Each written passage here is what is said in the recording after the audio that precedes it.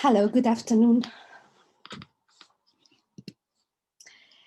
I perform Lacan, which means that I perform Freud, for Lacan famously said you could all be Lacanians if you wanted to. He was a Freudian. I am Lacanian and therefore Freudian. I translate Freud's case histories into one-to-one durational performances, which means that I perform to one person at a time. I perform for a long time, and time itself is the material of the work, exactly like psychoanalysis. To translate, I created a method I call ghosting with a small g and a big H, where I host the ghost of the patient in my body.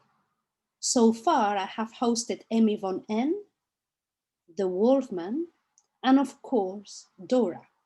But let's call them by their proper names. I have hosted Fanny Moser, Sergei Pankeyev, and Ida Bauer. The ghosts speak through me and tell each audience member the story they told Freud in the first person. The audience are free to analyze the words as Freud did, or simply listen. I do not offer an analysis or hinted at Freud's views of the cases. Only the patient's words, although of course those recorded by Freud were uttered. First, I read Freud's writing with attention, carefully. On my second reread, I write by hand the words I hear from the patient in the first person, erasing the voice of the doctor. I then record the reading of this new case history in my own voice. Instead of rehearsing the performance, I play it back to myself repeatedly over several weeks. When I perform, I remember rather than recite what I hear, in the way Ida might have remembered occurrences or incidents when she told them to Freud. Thus, every one-to-one performance is different, an encounter created with a specific audience member in the room with Ida.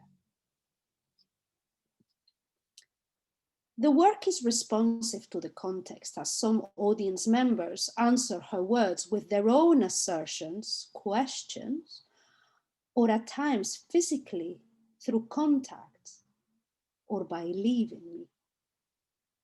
While the purpose of the work is not to create these reactions, at times I have to acknowledge them and let this analysis carry some of the work.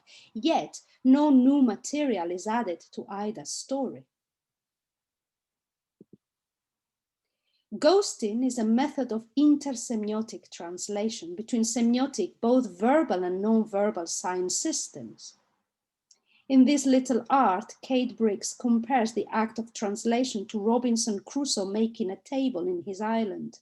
He's not inventing the concept of table, but has to make one himself for the first time from trees. When it comes to translation, there's never a question of what to write because the work has already been written. What matters is how to write it again. In my translation from case history to performance, this involves staging, creating the one-to-one durational setting, omitting the doctor's voice and switching Ida's words from third to first person. Any act of translation, questions of fidelity and failure keep returning in relation to the source. Needless to say, in reading Freud, I am also aware of reading James Strachey's translation from German to English.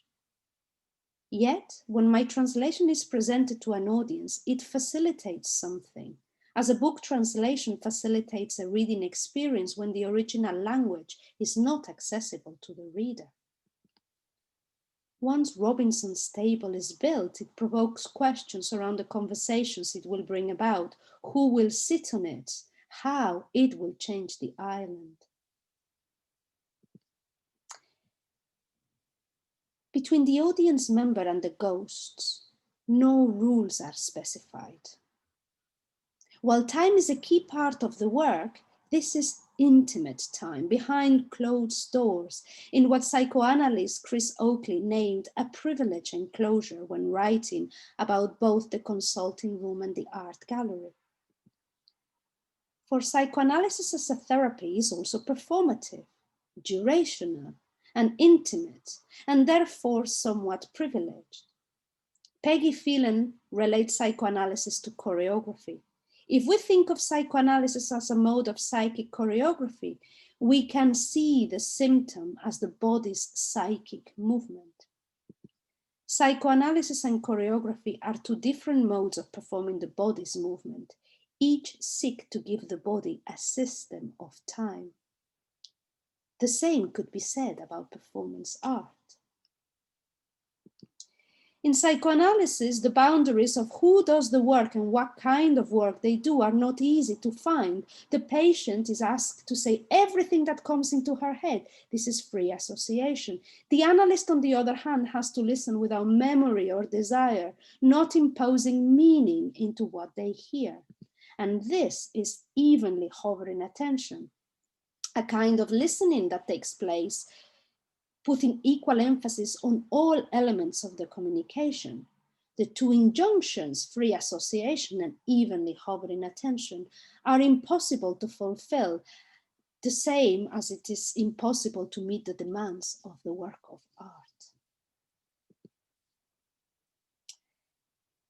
How on earth has this got anything to do with what is beyond the pleasure principle? It does, through hysteria and a performance that is repeated. In Beyond the Pleasure Principle, Freud outlines several ideas that have proved fertile for performing artists.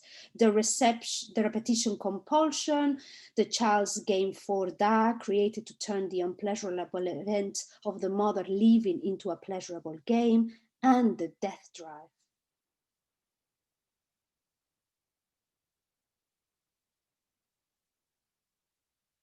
Sorry, I lost my place.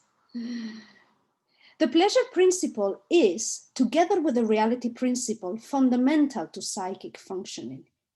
It is very simple. We seek that which we experience as pleasurable, and we avoid the unpleasurable.